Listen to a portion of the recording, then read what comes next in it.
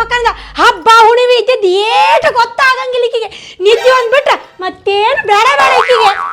ಪುರಿ, ಕಡುಬು, ಕೋಸಂಬರಿ, ಪಲ್ಯ, ಅಕ್ಕಿ ಹುಗ್ಗಿ, ಶಾಂಡ್ಗಿ, ಮೆಣಸಿನ್ಕಾಯಿ, ಅನ್ನ ಎಡೆ ಹಿಡಿದ್ಬಿಡ್ತೀನಿ. ಹೊತ್ತಾಗೈತಿ ಮತ್ತು ಲಕ್ಷ್ಮಿ ನನ್ನ ಮೇಲೆ ಸಿಟ್ಟಾಗಿದ್ದಾಳೆ. ಲಗು ಎಡೆ ಹಿಡಿದ್ಬಿಡ್ತೀನಿ.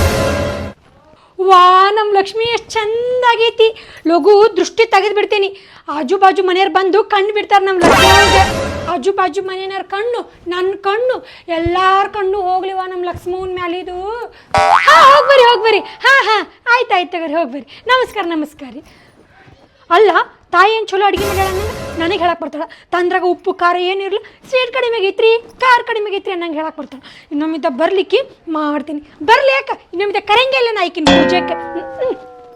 ವರಮಹಾಲಕ್ಷ್ಮಿ, ನೀನು ನಮ್ಮ ಮನೆಗೆ ಬರಕತ್ತು 10 ವರ್ಷ ಆಯ್ತು. ಆದ್ರೆ ನನ್ನ ಅಕೌಂಟ್ ಒಳಗೆ ಬರೀ ಕಡಿಮೆನೇ ಇಡ್ತಿದ್ದಿ.